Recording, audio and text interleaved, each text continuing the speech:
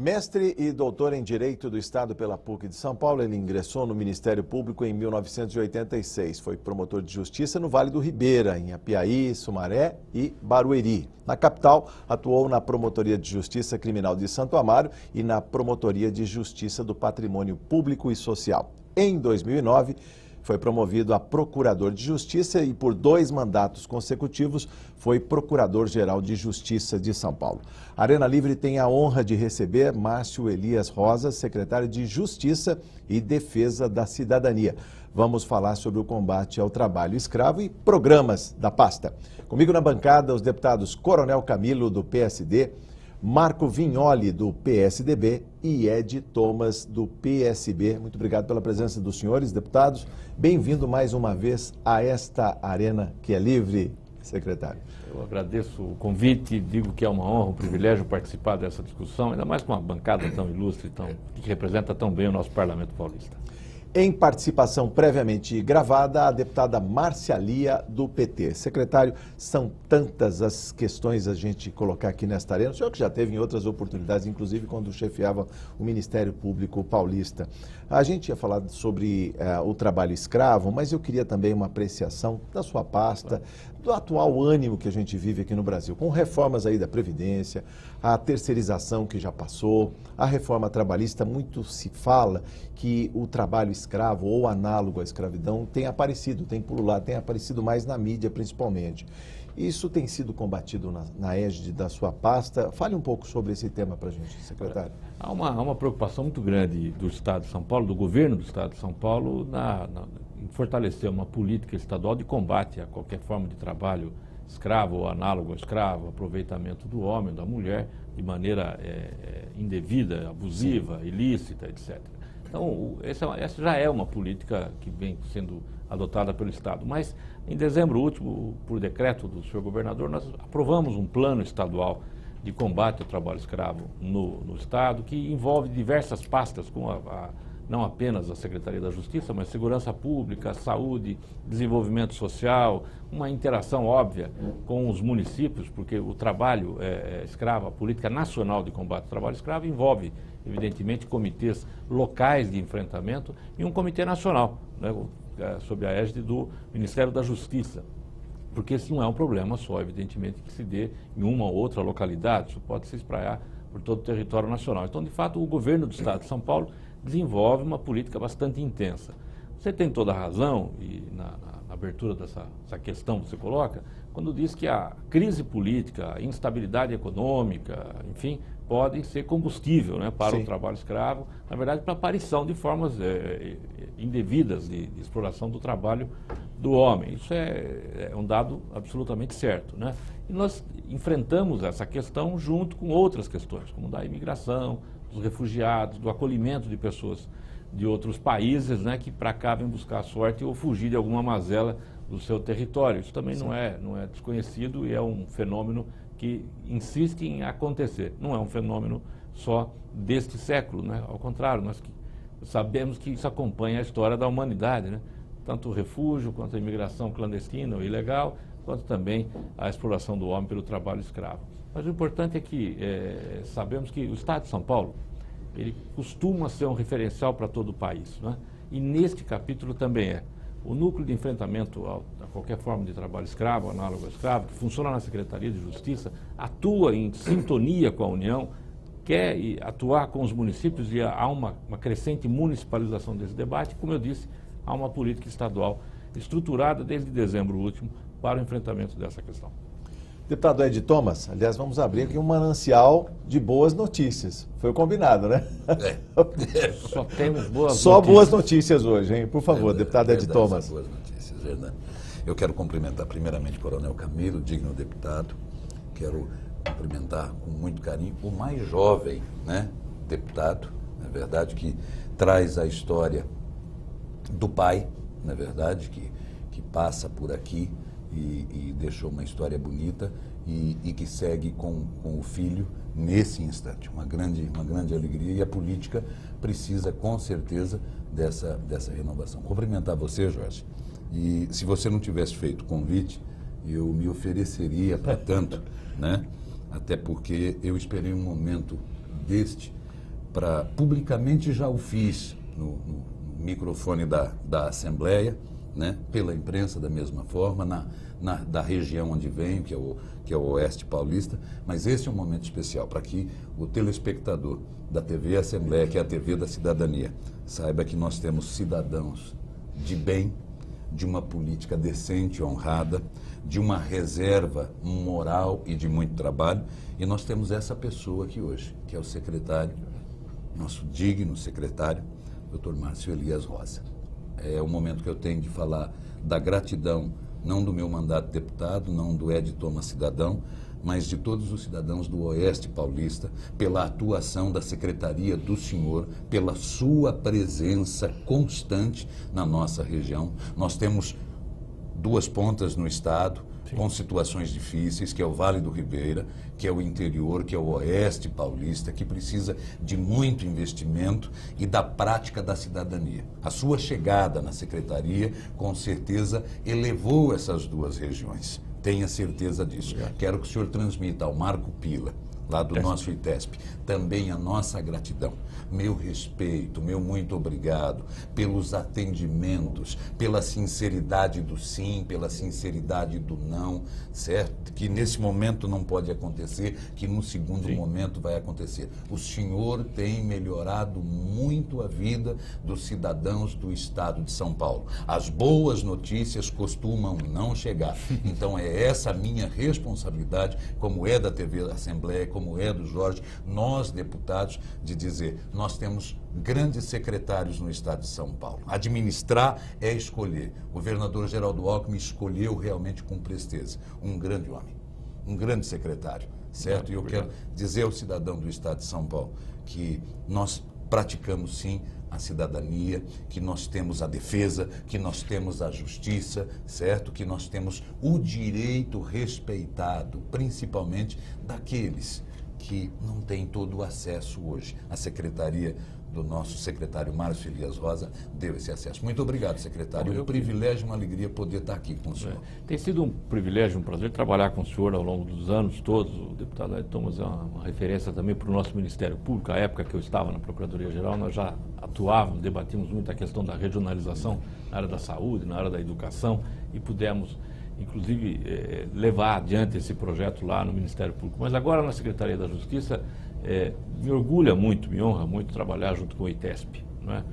Tenho visitado os assentamentos no Pontal, ainda este mês estive várias vezes, estive recentemente no Vale do Ribeira, que é outra referência. A Casa Legislativa, a nossa Assembleia, está discutindo dois importantes projetos de lei, um de regularização fundiária para o Vale do Ribeira e a criação de um fundo que pode fomentar a manutenção das comunidades tradicionais, quilombolas, projeto de uma importância social sem tamanho, a regularização fundiária de áreas de até 15 módulos fiscais, até 4 módulos fiscais com absoluta gratuidade, de 4 a 15 módulos fiscais, 10% do valor da terra nua, tira a benfeitoria e 10%. E isso alcança o pequeno produtor no Vale do Ribeira.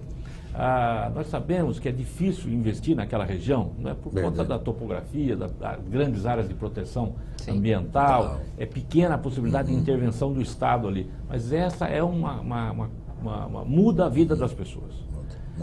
No Vale muda para melhor, secretário. Muda para melhor. No Pontal do Paranapanema nós temos hoje 98 assentamentos regularizados, nós temos 138 assentamentos no Estado, ano passado foram 3. O Estado de São Paulo é quem mais promove reforma agrária no Brasil. Com certeza. E sem conflito agrário. Sem conflito, usando terra devoluta, promovendo a regularização do assentamento e a agricultura familiar. Verdade, que é muito forte. Uma mudança importantíssima que nós fizemos recentemente foi permitir a sucessão da permissão de uso do lote, do assentado, para os seus sucessores. Sim. E o segundo, a possibilidade de obtenção... Deu segurança. Deu segurança jurídica, né? E a obtenção de crédito por mais de um na família. Porque às vezes o pai é o produtor, mas o filho trabalha junto com o pai. Ele não podia receber linha de crédito para investir na propriedade, entre aspas, ou na área do pai. Isso é uma outra mudança. Isso tem melhorado muito. O ano passado nós batemos o recorde de emissão de títulos de regularização fundiária urbana. Foram mais de 5 mil títulos no Estado. sem nenhum custo para. Aham. Esse é um projeto que o senhor gosta de falar. Agora é meu. Agora é meu. O projeto agora é meu. Agora é meu. Agora o terreno é seu. Eu, recentemente, no município, em Apiaí, fazendo a entrega de títulos de regularização fundiária, Coronel Camilo, eu ouvi de uma senhora o seguinte: agora eu vou poder fazer o muro. Sim. Agora a senhora pode fazer Agora o é meu. muro. Já Porque podia. agora é meu. Agora é meu. Então tem, de Bacana. fato, uma importância social muito grande.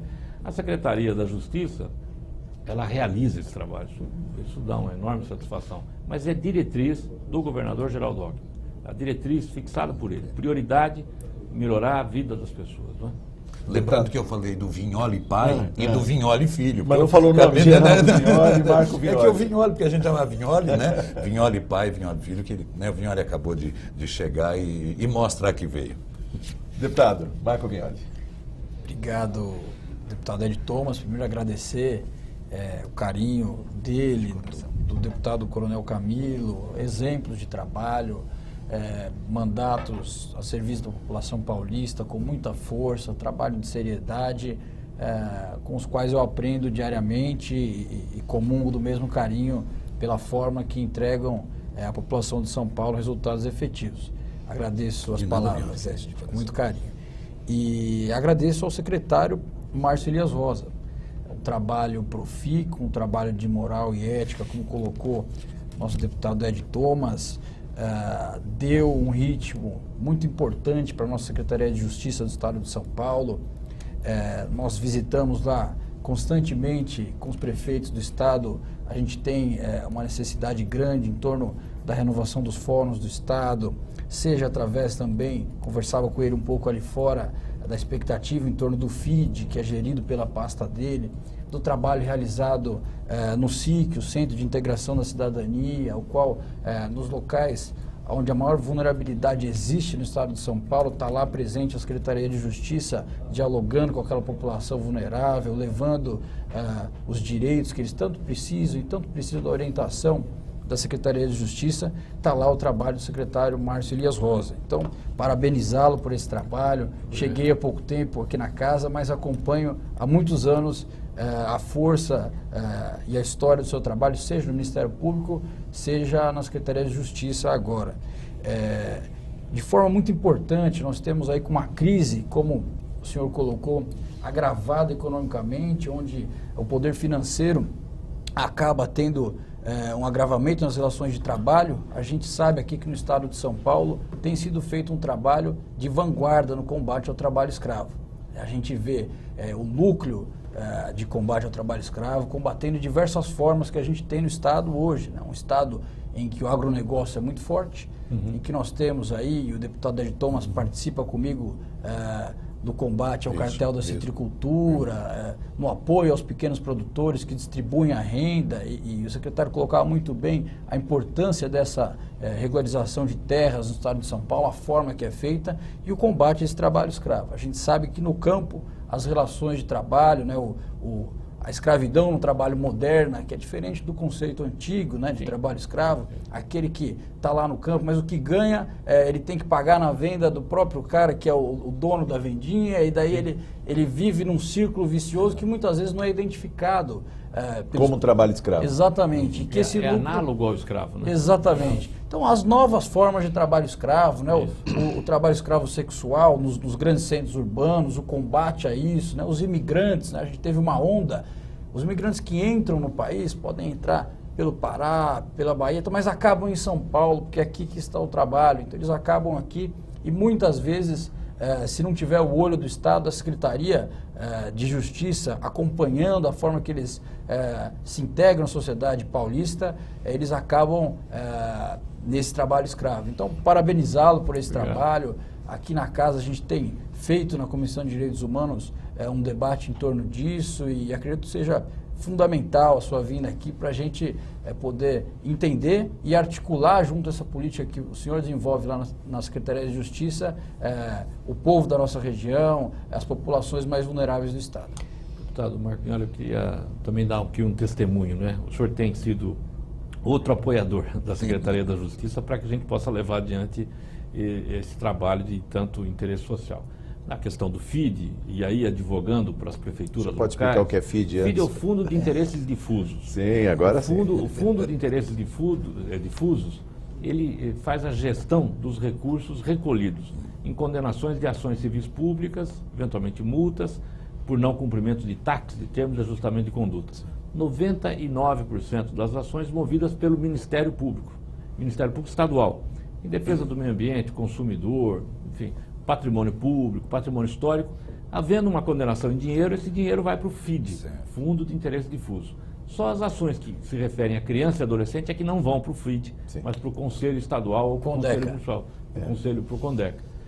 Tem um detalhe interessante, esse FID, esse fundo, ficava tradicionalmente no Ministério Público, desde que foi criado na década de 80. Até que, quero prestar essa justiça aqui, Dr. Fernando Grela Vieira, Procurador-Geral de Justiça, à época eu era subprocurador-geral, na área jurídica, de gestão e planejamento. E o Dr. Grela comprou a ideia de tirar do Ministério Público o fundo e passar para a Secretaria de Justiça. Foi lá no governador, então, o governador Serra, e apresentou ali uma minuta de anteprojeto de lei, tirando. Foi muito criticado dentro do Ministério Público, dizendo, olha, mas como é que vai abrir mão de um fundo? O Ministério Público não tem vocação para fazer a aplicação dos recursos. Quem tem a vocação para isso é o Executivo. Em outros estados, o fundo já funcionava junto ao Executivo. E foi um salto de qualidade espantoso. Hoje nós temos mais de 170 milhões de reais. 170 milhões desse fundo. E conveniados com municípios para desenvolvimento de obras, por exemplo, de restauro, de recuperação, obras de saneamento, construção de parques ecológicos. Enfim, muitos municípios sendo beneficiados. Em julho agora deve ser publicado um novo edital, novos projetos serão selecionados por um comitê, por um conselho, que é integrado por representantes do próprio MP, do Judiciário, Secretaria do Planejamento, Fazenda, PGE, não tem nenhuma ingerência política, é técnica, e o deputado Mignoli tem estado lá, sempre defendendo os projetos. Eu fui do conselho, secretário. Foi do conselho. Suplente pelo desenvolvimento social. Pois então, conhece bem o... Muito sério, muito bem gerido. Funciona muito bem, de fato funciona muito bem. Quero agradecer também, e já na linha da Secretaria, nesta fase que eu estou lá, porque aqui nós estamos conseguindo aprovar alguns projetos de grande interesse. Um que nós aprovamos recentemente, já foi sancionado, dizia respeito à fraude de combustíveis, possibilidade de cassação da inscrição estadual por conta da fraude. Ainda recentemente, a criação de um fundo estadual de perícias. Sim. Vamos falar sobre esses dois com mais vagar, mas eu quero passar a palavra para o deputado Coronel Camilo ali. Vamos lá, então. Por favor. Bom, obrigado. Primeiro cumprimentar aí, parabéns, né, por essa grande entrevista aqui com esse homem que eu já vou falar já, o Dr. Márcio. Ed, queria cumprimentá-lo, viu? Obrigado aí pela grande parceria. Mignoli, parabéns pela sua postura, pelos pronunciamentos, pelo que tem feito aí pelo cidadão. Já chegou fazendo a diferença aqui nessa casa. E o Dr. Márcio, eu queria dizer para o povo de São Paulo, conheço o Dr. Márcio, trabalhei com ele quando comandante-geral, fizemos uma boa parceria, mas tem duas coisas muito importantes. Primeiro, além do que o Ed já falou, do que o Mignoli já falou sobre o trabalho do Dr. Márcio, eu queria dizer para vocês que para ser administrador público precisa ter coragem para tomar as decisões. E é isso que eu vejo no Dr. Márcio, nas ações que nós tivemos lá atrás, contra o crime organizado, em tomar atitudes que eram atitudes fortes e atitudes necessárias e que ajudaram muito a população de São Paulo. E eu também faço aqui dou aqui um testemunho a vocês que o Estado de São Paulo hoje tem uma forma de cuidar, né, dos seus vulneráveis. Tem o Coronel Arruda, um grande amigo meu aqui, até pouco tempo no meu gabinete, ele falava da seguinte forma: a gente conhece um estado ou uma cidade não pela atenção que ele dá aos ricos, mas pela atenção que ele dá aos vulneráveis. Isso é muito importante. E a Secretaria de Justiça com o SIX, trabalhando junto com a Polícia Militar, porque esse serviço que o senhor desenvolve, desemboca na Polícia Militar. É o primeiro lugar em que a população liga lá 190 quando tem algum tipo de problema, né? É o que está na ponta da linha, o que vê as agruras do cidadão, em todo o estado, em todos os municípios, né? Seja o problema agrário, seja o problema de escravos, seja tráfico de pessoas, seja o crime, vai desembocar na polícia. E eu agradeço o grande trabalho feito pelo senhor, pela sua secretaria, e eu vou pedir aí para o senhor falar um pouquinho, né? A gente sabe que tanto trabalho escravo, como tráfico de pessoas, como crime, falta um pouquinho de informação para a população. Eu acredito muito na participação, né, dos conselhos de segurança, seja dos demais conselhos, e explicar um pouquinho como a secretaria faz para que essa informação chegue para todo mundo, para que as pessoas aumentem um pouquinho a solidariedade, porque tem muita gente que está lá na cidadezinha do interior, está presenciando isso e demora muito tempo para comunicar o poder público, né? Como é essa rede, como que é feita essa comunicação, o que pode ser melhorado, que nós desta casa podemos ajudar nesta questão. Olha, também aqui mais um testemunho. Eu tive de fato o privilégio de trabalhar com o Coronel Camilo, o deputado Camilo, ele comandante-geral e eu procurador-geral da Justiça. Aprendi muito, um grande professor, não é? Isso. E sobretudo o equilíbrio. Trabalho policial tem que transpirar equilíbrio, moderação, não é? Porque só assim passa a segurança para as pessoas. O senhor foi um grande comandante-geral, acho que a história da Polícia Militar do Estado de São Paulo, ela tem um capítulo reservado para prestar homenagens ao senhor. Obrigado. Mas aqui também, no Parlamento, faz a diferença. Fez a diferença na Câmara Municipal, faz a diferença aqui, faz a diferença no trabalho público que resolve abraçar, causa pública que resolve abraçar. Por isso tem em mim um grande admirador sempre. Muito obrigado. E esse trabalho em rede que o senhor menciona, eu gosto sempre de reforçar a preocupação com a localidade. O problema no município é sempre menor do que problema nacional ou estadual.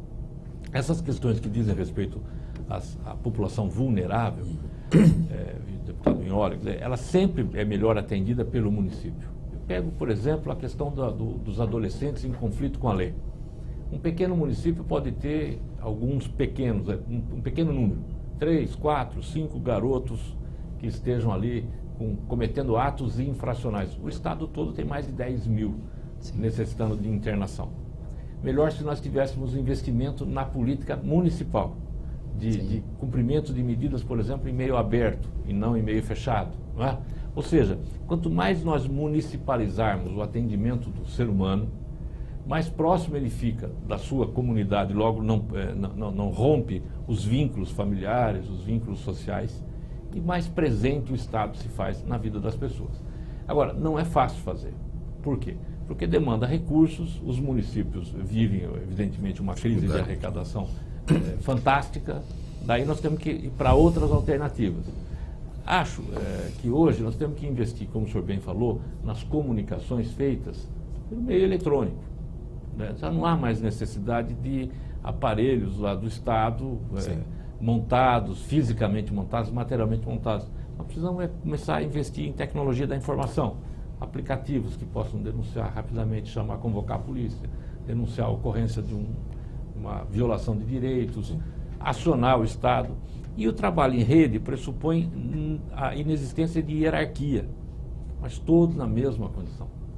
Do representante da União, passando pelo representante do Estado, para chegar no representante do município, seja na área da saúde, da assistência social, do desenvolvimento social, todo mundo no mesmo patamar, na mesma condição de igualdade. Para fechar esse bloco, mais uma pergunta do deputado Marco Vignoli.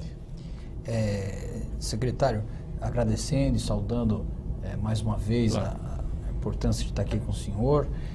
A gente tem acompanhado aí os fóruns, na realidade, muito antigos, né? E com uma necessidade grande de adaptação, às vezes de melhora na questão da acessibilidade para os municípios, também a expectativa de novos fóruns, né? No momento em que o Estado, o país tem uma crise econômica muito forte, né? Aqui em São Paulo, o governador Geraldo ainda com muita austeridade, tocando os recursos estaduais, a gente não passando a dificuldade que tem um estado como o Rio de Janeiro e o Rio Grande do Sul, que não tiveram a mesma probidade na administração pública. Mas perguntar ao senhor qual que é a expectativa para frente da gente ter um investimento maior em torno de novos fóruns, né? Uma questão que todos os prefeitos do interior, a população, vem nos perguntando e que o senhor vem levando com tanta eficiência, com tanta qualidade no atendimento a essa população. Deputado Vignoli, nós estamos conseguindo concluir alguns projetos que estão em andamento. Devemos entregar agora São Joaquim da Barra, Poterendaba, entregamos Mogi das Cruzes, Brás Cubas recentemente, Hortolândia, enfim, Ilha Solteira. Há alguns projetos ainda em andamento, mas há uma demanda muito grande. O senhor bem falou, os prédios forenses, edifícios forenses foram construídos quase todos na década de 70, início dos anos 80, seguindo um modelo que já está ultrapassado, arquitetonicamente ultrapassado. É caro e o custeio muito caro, todo de processo de papel, hoje tudo processo digital. Então são espaços dimensionados em uma outra época. Então a primeira preocupação minha é de atualizar o projeto, para torná-lo mais funcional, e nós estamos elaborando um novo projeto. Perfeito. Mais econômico, mais funcional, né? Acho que nós temos que partir para o uso, tenho falado muito com o Judiciário, com o meu Ministério Público, partir para o uso compartilhado de espaços. Sim. Às vezes nós temos ali salão do júri, né, por exemplo, no interior, que 80 pessoas e é usado a cada 2 meses para fazer plenário do júri. Aquilo tem que se transformar em outros... Ser repaginado, retrofitado, como dizem hoje. Nós precisamos fazer economia. É isso aí, secretário. O Arena Livre faz um breve intervalo, voltamos em instantes.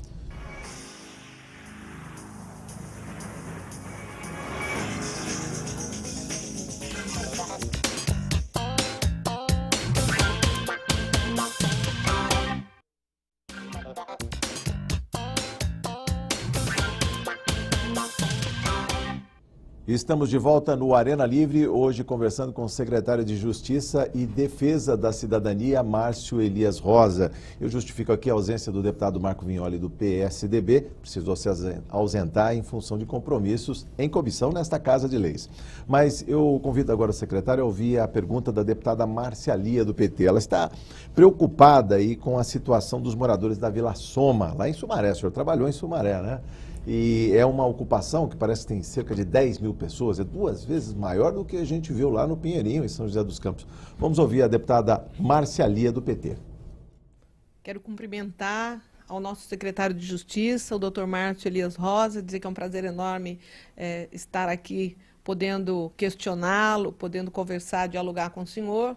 E eu tenho uma preocupação, secretário de Justiça. Nós temos recebido denúncias de que lá na cidade de Sumaré, mais propriamente na ocupação Vila Soma, que é a maior ocupação do estado de São Paulo, nós estamos tendo uma fiscalização que chega a ser abusiva da Polícia Militar em relação aos moradores daquele local. Eu já estive algumas vezes naquele local, lá onde as famílias residem, e existem muitas famílias, gente de bem, gente séria, gente trabalhadora, que tem crianças, que tem uma família para cuidar, para sustentar, e são pessoas desprovidas de sorte, são pessoas desprovidas da proteção que o Estado deveria dar a elas. Então, essas famílias, muitas vezes, se veem acuadas pela Polícia Militar, que chega em comboios, em blitz, sem comunicar antes, e as pessoas são amedrontadas, elas são afrontadas de uma certa forma. A gente sabe que é dever do Estado fiscalizar, é dever das polícias cuidar para que a população tenha aí segurança, mas da forma abusiva como tem sido feito, eu acho que o Estado está extrapolando da sua competência e está fazendo com que crianças sejam amedrontadas. Nós precisamos dialogar com o senhor, dialogar com o nosso governador, dialogar com o secretário de Segurança Pública, na perspectiva de que as pessoas sejam tratadas com carinho, com respeito, porque são cidadãos. Não é porque são pobres, que moram numa ocupação, que têm que ser desrespeitadas. Ajuda a gente aí, e eu gostaria que o senhor respondesse por que a polícia está atuando dessa forma com a população mais pobre, inclusive nas reintegrações de posse. Com relação a Vila Soma, lá na minha querida Sumaré, onde eu comecei também a minha carreira, enfim, onde eu tive o privilégio de trabalhar, nós temos, de fato, um problema social e urbanístico gravíssimo, jurídico. É uma área de uma massa falida, enfim, são 10 mil famílias. Há uma liminar de reintegração de posse já concedida, há uma decisão do Judiciário mandando que se faça a reintegração. O Estado, a rigor, não pode fazer nada, porque o Executivo Estadual, a não ser garantir a ordem, garantir a segurança, enfim, além disso não pode fazer, mas em boa hora, na minha avaliação, o ministro Lewandowski suspendeu a execução daquele mandado de reintegração de posse, porque tenho, pessoalmente, uma visão dessa questão que não se resolve pelo cumprimento de uma ordem judicial. Resolve-se por outra via, do diálogo, do consenso, do acordo, da conciliação. Sim. É preciso mediar esse conflito, porque não se retira 10 mil pessoas, 10 mil famílias, 10 mil moradores. 10 mil moradores, Moradores. perdão, 10 mil moradores de uma área, porque eles estão lá há quase 10 anos, eles estão lá, vivem lá, têm vínculos, trabalho, tem o comércio, tem... E é uma área muito próxima ao centro. Pois é, uma área muito bem localizada, urbanisticamente muito bem localizada. Sumaré é uma belíssima cidade, em todos os seus aspectos, inclusive na periferia, também é uma cidade muito boa e de um povo muito bom. Um povo honesto, um povo trabalhador. Essa é uma característica, diga-se de passagem, do nosso povo paulista. A nossa polícia militar não trabalha, com todo respeito, deputada, com essa perspectiva de violar direitos das pessoas porque estão em assentamento, estão em área de invasão, em condição irregular. Não, a polícia militar não orienta a sua ação pela discriminação ou pela atuação abusiva. A nossa polícia militar, ela presta um atendimento à população do modo como acha razoável, adequado, e eu diria que em 90% das vezes isso se dá, não é? Vez por outra há um equívoco de atuação, mas é um problema de atuação técnica, de equívoco mesmo, e não de orientação do comando, não de visão institucional abusiva. Eu não acredito que haja nenhuma ordenação no sentido de que nesta região, na Vila Soma, sobretudo lá, onde de fato a população é ainda mais vulnerável, exista uma orientação no sentido de atuar abusivamente. Muito pelo contrário, é possível que a orientação seja para acolher e confortar essas pessoas que estão em situação de vulnerabilidade um tanto maior. São ainda mais hipossuficientes e precisam de uma atenção ainda maior. Eu diria, posso garantir que levarei ao secretário da Segurança Pública essa queixa da deputada Marcelia. Mas já adianto que, com todo respeito, ela não deve corresponder ao que de fato está se passando no dia a dia. Porque conheço o local, porque conheço as pessoas que moram lá e porque todos nós conhecemos a nossa Polícia Militar no estado de São Paulo. Poste? Vamos lá. Por favor. Então, obrigado aí por dar essa visão, né, para a população de São Paulo, né, de uma pessoa que é fora da polícia. E agora eu vou falar para vocês aí, né, e até para a nossa deputada Marcelia. Discutimos aqui várias vezes, né, o bom debate a respeito da atuação da Polícia Militar. Queria deixar bem claro para todos. Primeiro, a Polícia Militar, ao contrário do que se falou, a maior parte do trabalho policial são com as pessoas mais vulneráveis. Essas é que precisam mais da polícia. Só para ter uma ideia, a polícia chega a fazer 40, 50 partos por ano, porque os outros não chegam. Quem chega nas comunidades, seja em Soma, seja em Paraisópolis, seja aqui em Heliópolis, é a Polícia Militar. Acaba pegando lá quando ninguém vem, a ambulância não vem, a polícia vai socorrer. Por isso que nós treinamos os policiais, os jovens que entram na polícia para ser policiais, a fazer parto, a trabalhar com mediação de conflitos, a conhecer a vulnerabilidade do povo. A polícia trabalha muito mais por essa população. E não é verdade também, eu deixo bem claro à nossa deputada, a respeito à sua posição, de que a polícia atende diferentemente aos pobres, aqueles menos favorecidos, e trata diferentemente de jeito nenhum. O helicóptero Águia desce nos Jardins, mas desce em São Miguel, desce em Soma, desce em Heliópolis, onde for. O atendimento é sem nenhum tipo de discriminação. E deixar bem claro, a polícia tem 3 princípios básicos que regem tudo o que ela faz. Primeiro, respeito incondicional aos direitos humanos. Respeito às pessoas, à individualidade das pessoas. Segundo, trabalhar com polícia comunitária. Trabalhar ouvindo o cidadão, participando dos consegues, participando, né, inclusive das comissões de direitos humanos. Criou uma diretoria de direitos humanos só para cuidar disso. E terceiro, trabalhar com boas práticas, com tablets, com a melhor técnica. Ou seja, sempre é esse o norte que a instituição dá para os seus homens e suas mulheres. Aonde isso não acontece, houve um desvio, houve uma não conformidade. E aqui eu deixo um canal para você que em algum momento viu alguma atitude errada. Temos a Corregedoria da Polícia Militar, que pode ser procurada pelo site da polícia ou pessoalmente. Temos a Ouvidoria da Polícia, que inclusive quem indica o ouvidor vem lá da nossa Secretaria da Justiça, justamente mais um canal para se ouvir os problemas. Então, se você percebeu alguma atitude errada, que não é o comportamento ensinado, não é a postura do policial, é só comunicar. Agora vamos falar especificamente sobre reintegração de posse. Eu tive um problema semelhante à Soma quando estava no comando. A desocupação de Pinheirinho, em São José dos Campos.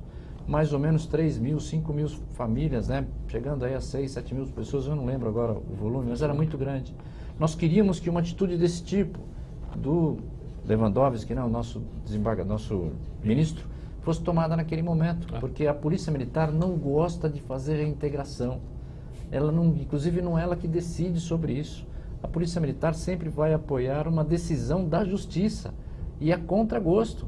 A polícia não tem não tem nenhuma vontade de ir lá tirar uma família de uma casa, umas pessoas de uma comunidade sabendo que já tem problema. Tanto é que a própria polícia tem um protocolo que exige um monte de passos da própria Justiça, da Prefeitura e tal, para poder fazer uma reintegração. Então, quando a solução é mediada, quando a solução é negociada, é muito melhor para a polícia. Então, deixar bem claro que a polícia, a razão de ser da Polícia de São Paulo é o cidadão. O foco é no cidadão. Se vocês pegarem as transparências que a Polícia Militar apresenta em qualquer lugar, está escrito lá, compromisso com o cidadão. E para finalizar, todo o documento da Polícia Militar de São Paulo, até para relembrar e continuar internalizando valores, tem uma frase, pegue qualquer documento da Polícia Militar, tem esta frase: nós, policiais militares, sob a proteção de Deus, estamos compromissados com a defesa da vida, da integridade física e da dignidade da pessoa humana. E onde isso não acontecer, é uma não conformidade, não é o ensinamento da Polícia Militar de São Paulo. Está Muito replicado. obrigado. O deputado Ed Thomas tem uma pergunta sobre o que a gente falou aqui, né, no primeiro bloco.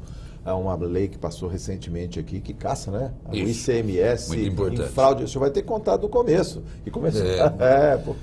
Ô, Jorge, eu quero também aproveitar a oportunidade, com a permissão do Dr. Márcio, e parabenizar, falando em trabalho escravo, a atuação do juiz, o Dr.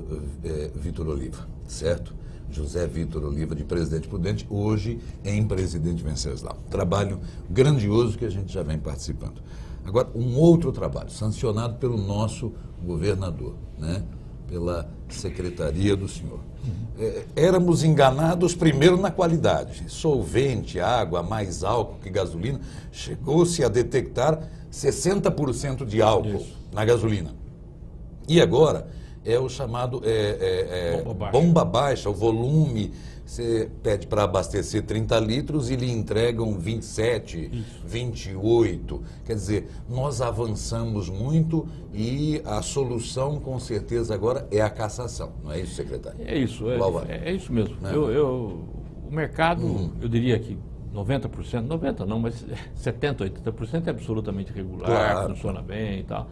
E quem primeiro denuncia a ocorrência da fraude é o próprio mercado. Eu fui procurado pelas entidades representativas do setor.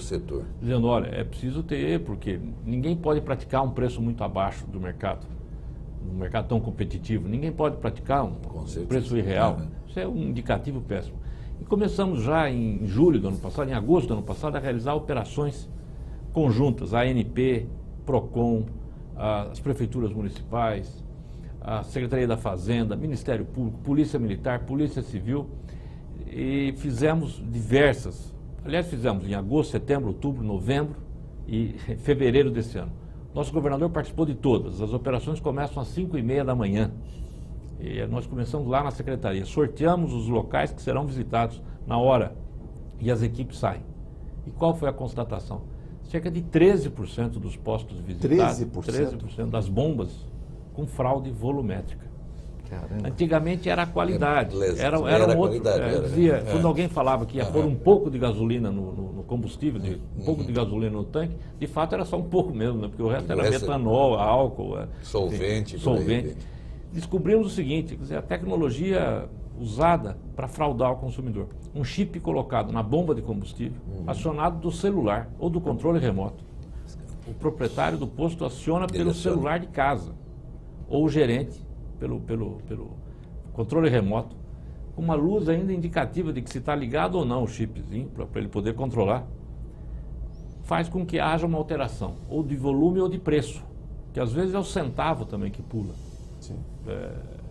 Coisa incrível, né? Como o senhor falou, de 30 litros, o sujeito leva 27 para casa, paga 30. Paga 30. Ou ele coloca 27 e paga o preço de 32, 33, não é? Porque a bomba roda mais. Era preciso fazer uma mudança na legislação, porque a legislação que foi feita, e é boa, ela permitia a cassação da inscrição do ICMS para quem apresentava fraude de qualidade.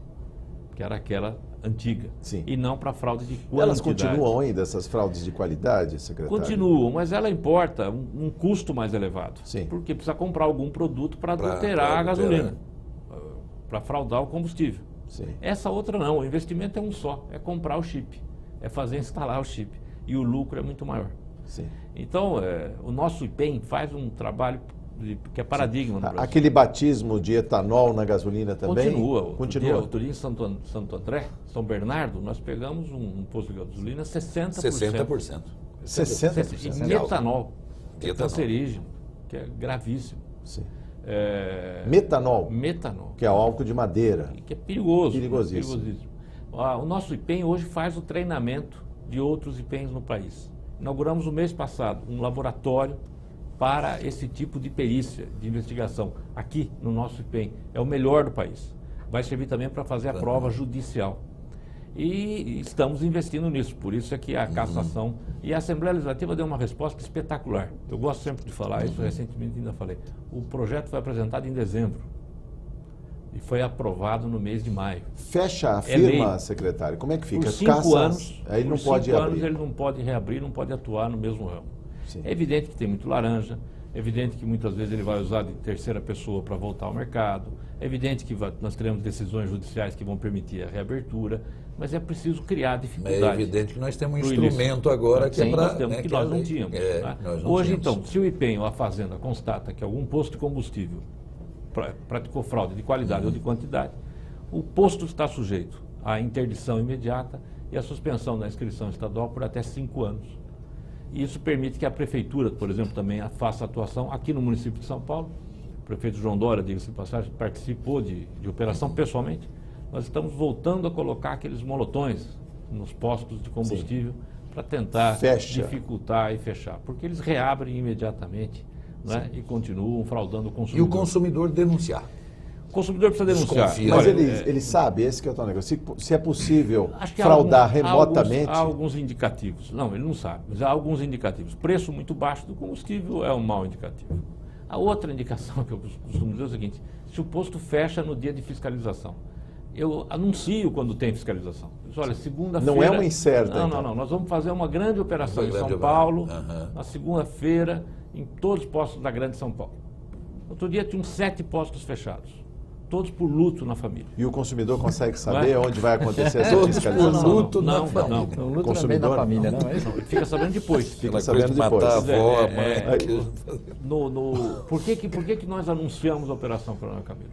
Para justamente saber quem é que vai ficar aberto, correndo o risco de ser fiscalizado. Com certeza. Então nós vamos, a ANP, IPEM, PROCON, Secretaria da Fazenda, Ministério Público. Os que fecham já lançam uma suspeita. Ah, mas olha, se posto muito fechado em importante. dia de fiscalização, certeza. eu como E é consumidor não muito volto. importante informar, eu acredito nisso, por É. quê? Porque desestimula até os outros aí a começar a mudar o procedimento. Exatamente. Olha, nós fizemos isso, todas as vezes nós anunciamos com coletiva, estamos iniciando agora uma operação na capital, na Grande São Paulo, etc. E aí nós saímos. Né? Ninguém sabe quais serão os postos, porque nós sorteamos no O senhor momento, falou da na capital, hora. mas pelo interior também, né? Fizemos, Fraude de Bernardo, combustível, Santo André, apreensão de Ribeirão combustível Preto, adulterado Estamos fazendo. e até outras coisas Coisa junto com mais. os combustíveis, né? No ano passado, no segundo semestre do ano passado, nós fizemos operações sorteando também os municípios. Alguns municípios pequenos, que são 3 ou 4 postos de combustível, falaram, mas por que vieram logo aqui? Porque nós sorteamos. Porque sorteio. Sorteamos por região. Não é? Sim. E volto a dizer, o IPEM tem feito um trabalho muito Bacana. sério e muito importante aqui no estado de São Paulo, junto com a nossa Fazenda, Secretaria da Fazenda, que voltou a fazer a operação Bomba Baixa, de olho na bomba, não é? de olho na bomba. E havia um empecilho, etc. Agora retomou, a Secretaria da Fazenda também está participando. O consumidor também pode ajudar, pode denunciar. Se houver desconfiança que o volume está difícil, abaixo né? No ou o chip combustível está de alguma maneira batizado, É difícil para o consumidor é mais difícil. Esse é um papel do Estado, é nossa obrigação. Transferir para o consumidor essa obrigação não Até dá. a adulteração, A adulteração né, doutor ele percebe Márcio? porque É o porque o combustível- motor vai falhar. Os carros de hoje Sim. apresentam lá no painel, né, que o combustível está O carro sai adulterado. tossindo, alguma coisa. né, deputado? Sai tossindo. O carro agora sai eu- tossindo, aí ele Mas de vem- qualquer forma, viu, eu queria É. só complementar o que o Jorge está falando, o consumidor, né, ele pode ouvir, ele pode em algum momento, então se você souber de algum problema, não tenha dúvida. E desconfiar Diz que realmente, denúncia, né? Não tenha dúvida. Recentemente eu recebi um e-mail na secretaria de um consumidor, dizendo que numa região aqui em São Paulo, uma avenida importante, tinha um posto de gasolina com preço muito baixo. Eu pedi para o IPEM fazer, e era fraude. Então. Era fraude volumétrica. O posto foi interditado. Então, Sim. vale a pena. Vale a pena. No passado, com relação à fraude de combustível, também houve um problema do Estado, que era o tal do perdimento. Não tinha onde colocar aquele combustível, não pode usar em viatura, não pode usar em ambulância. E agora, como é que fica? Se fechar o posto, também tem que fazer a guarda daquele combustível, não pode vender. Com esse problema nós continuamos. É um outro capítulo. Esse é um outro problema, É um né? outro Esse é capítulo, outro, né? Precisa passar esse Não combustível dá para também. destruir a prova, não é? Secretário, ainda temos 4 minutos, é praticamente o encerramento aqui, as considerações dos deputados e as suas considerações finais. Deputado Coronel Camilo. Queria agradecer, viu, doutor Márcio? Agradecer esse grande trabalho que a sua secretaria faz, que o senhor faz, né? O senhor é um exemplo para a gente e a secretaria talvez seja aí uma das mais necessárias para alentar, né, a nossa população de São Paulo, esse trabalho do SIC, o trabalho integrado com as outras secretarias. O senhor falou né? SIC 2 vezes e as pessoas em casa não sabem que é o Centro Centro Integrado da Cidadania. da Cidadania. E tem um, inclusive, do imigrante, é isso? Isso. Olha. Isso, para trazer, né, para que as pessoas, a gente traga cada vez mais o povo para próximo do Estado, porque na realidade nós somos juntos, né? O povo e o cidadão tem que estar juntos, o Estado e o cidadão tem que estar sempre junto. E esse centro é um bom exemplo disso. Então, parabéns pelo seu trabalho. O que nós pudermos ajudar aqui desta casa, eu, o Ed, todos os deputados aqui, estamos à disposição. Que bom que o senhor já deu aí o seu testemunho de que essa casa está ajudando a melhorar a vida das pessoas, né? A melhorar, como o senhor falou, né? A finalidade da secretaria é melhorar a vida das pessoas. E conte com a gente aqui o que a gente puder fazer para que isso aconteça mais e melhor. Muito obrigado.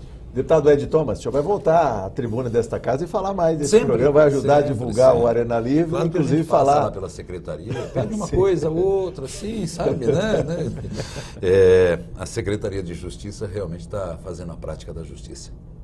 Lá não tem a teoria, não. Lá é realmente a prática e o cidadão do Estado de São Paulo pode acreditar nisso. Quando o senhor Certo? fala lá, 10ª região administrativa, Lá na presidente... 10ª região e lá na secretaria. Lá na secretaria também. Lá na secretaria, sim. que lá nós temos com certeza a prática da cidadania, o respeito acima de tudo, né? Mas eu terei, se Deus quiser, muito tempo para poder falar, de agradecer e de pedir, né? Não só pela minha região, mas pelo Estado de São Paulo. A secretaria é do Estado de São Paulo. Nós temos um grande secretário, nós temos grandes funcionários, gente comprometida, gente muito, mas muito séria, que nos dá muito orgulho de estar na política, apesar de tudo isso que tem acontecido, para que as pessoas acreditem que há pessoas diferentes, trabalhadoras, e que são a imensa maioria. O que está por aí é uma minoria que vira notícia com facilidade. Obrigado pelas boas notícias. Obrigado. Gostaria de pedir um empenho,